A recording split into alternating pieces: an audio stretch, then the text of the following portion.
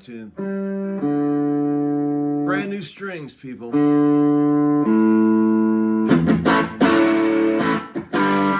Anyway, how y'all doing out there? It's just Uncle Larry. Some of the people of Latin descent out there call me Tio Larry. But just tell them from a day of sessioneering, did a Blake Shelton session all day today and got to see some dear old friends, and God, I just laughed so hard. I mean, Blake Shelton, I've always thought is one of the funniest dudes I've ever known in my entire life. Fucking guy makes me laugh so hard. Brilliant comedic timing with that guy, man. Great band, great fun today. Anyway, hope everybody's doing great. I got a few things in the VCB here I wanted to look at. Nothing in any real particular order. Man, I'll tell you, pretty cool thing. You know how when you move out of an old house, you gotta leave it nice for the people that are about to take over or whoever's gonna buy it. And I had a crew of 7 women that a guy that I know uses as his cleaning crew, and they came in today and they fucking douched that house out. I rented a dumpster, big ass dumpster. That place is fucking spotless, man. I couldn't believe it. I mean, that's the way to do that. If you're thinking about moving out of the house and you can't get over the goal line, just get it down as far as you can, bring in a crew and a dumpster, and life is good. I'm telling you, friends. Let's see. There's one guy says, hey, Uncle Larry, what's the point of diminishing returns for the number of beers starting to hinder your playing? Say at a bar gig, under or over 5. And I wrote back, I'm Slovenian. There is no number. But for regular people, probably 6. Which I think 4 to 6 beers for a normal guy who's not Slovenian. There's no limit to how many I can still play. I mean, I could play. I'm not bragging about this or anything. I'm not trying to sound like a tough guy, but man, I got a pretty high tolerance for the booze, people. I'm just saying. Speaking of which, cheers, friends. One guy said, any chance we'll see our favorite uncle with a classical in his hands? It's happened a time or two. You haven't been watching. Must be a new guy. I suck at classical, though. But, man, okay. A lot of people, congrats on the new digs. I appreciate that, man. It feels great. I don't know. I just couldn't be happier. Everything just seems to be falling into place, you know? One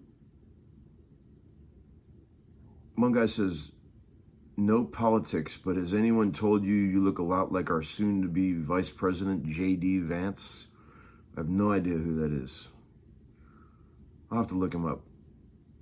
And maybe I'll be pissed at that comment if I look him up and he's not, not the way I picture. But, man, I'm trying to find this one comment that this guy... one guy said, has lightning in a bottle ever been brought to a session in the form of a demo, only to never be achieved by professional musicians and engineers? Absolutely. That happens all the time. I wrote back to the guy, it seems like to me about 2 out of 10 times the band on the session never beats the demo, in my opinion. It may be different, but it's not better. Because, and I said to the guy, the reason why I think that is because the purest ideas always come at the moment you write the song, when you first write it. That's when all the real shit happens. And the demo may not be perfect, but you can feel the purity of the ideas there, and it's really hard for people to recreate that sometimes. A vibe is captured, and it's pretty hard to recreate it sometimes. Sometimes it's easy to beat a demo, most of the time. But man, sometimes I'll be in the session and I'll hear that demo and I'll be like, there ain't no way we're beating that. There's just no way. And usually I'm right. You could try and try and try. What ends up happening most of the time is like there'll be some very quirky sounds on the demo, like hook licks that are very quirky and unusual sounding. And it sounds like it might be a guitar, but it's probably not really a guitar. It was probably a sample that somebody used. And so then you're sitting there with a real guitar and a real amp trying to recreate something that was not even done by a guitar in the first place. And God, that could be frustrating. That has happened to me so many times. And I'm just sitting there going, just fucking use the demo. If you love it that much, just use that. Why are you sitting here making me try to recreate this fucking thing that wasn't even a guitar in the first place? God damn. That'll get you. That'll get you good. Let's see. There was one I really wanted to... I'm trying to find this one that really moved me. I still get moved once in a while by a comment. One guy said, I already missed the kitchen. I still miss the garage. Typical man. Afraid of change. Fear of change. I'm the same way. You just get used to shit the way it is, and you hate when people fuck with it. Like restaurants. I hate when people fuck with if you find a good restaurant and all of a sudden they start changing everything. Guitar gear is the worst for that. Somebody makes something great and then they just feel like they have to change it for some reason, and it sucks compared to the original thing. That's pretty common. One guy said the wall of amps is the perfect backdrop. Yeah, pretty cliche, but I guess it works. It's kind of like doing a stage set with a bunch of fake Marshalls behind you, like AC/DC. Did you see their new tour? How many fucking Marshall cabinets they have on stage? They've always had a lot, but it seems like they've gone even more in that direction. My God. It is kind of like the quintessential rock and roll stage set backdrop, though, isn't it? A bunch of fucking Marshalls all sitting there. Looks pretty cool. There's an old Hendrix video. I'll try to find it. If I can find it and post it, a link of it. Probably done in about 68. Outdoor, black and white live footage.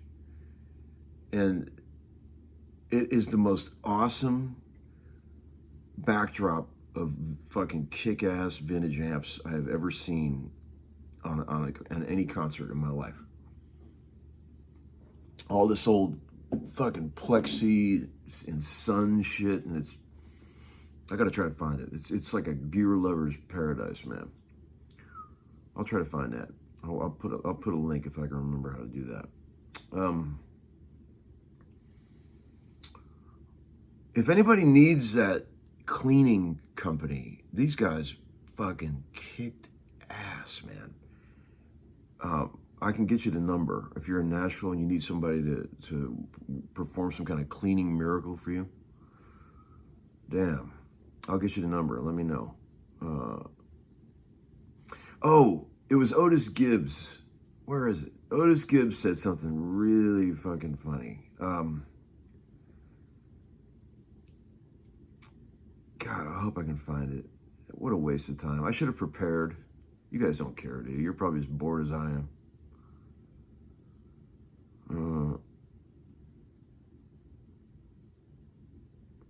He said, I'll try to paraphrase. If you look in the comments on my latest video, you'll find it. But he said something like, this video you just put up brings back some bad memories.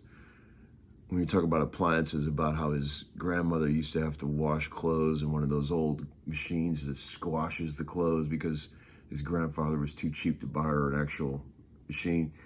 And then he said, it also worries me when anybody from Cleveland talks about being on the 1 yard line. You better hold on to that ball, Tom. That's pretty fucking clever, Otis. You guys remember the Earnest Byner fumble, right? The fumble. It's just called the fumble by anybody who knows about football because it was so unbelievable.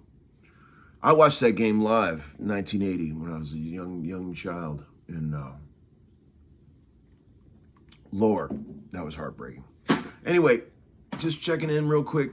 It only takes me seconds to upload these videos now with the new Wi-Fi. Yes. I always thought to myself, if I could just upload my videos quicker, then I'd be happy.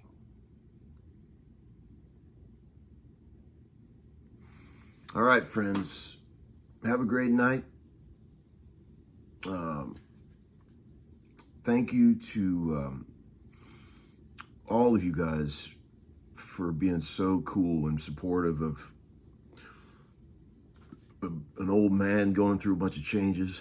Man, you guys have seen a lot over the years. You've seen me go through the great trilogy of pain. You've seen me go through divorce, flood, death of a best friend, rebirth, and the new appliance era with the pool. Pretty amazing. Hopefully there's more shit to come, and hopefully it's good. And I'll see you guys soon. Peace out.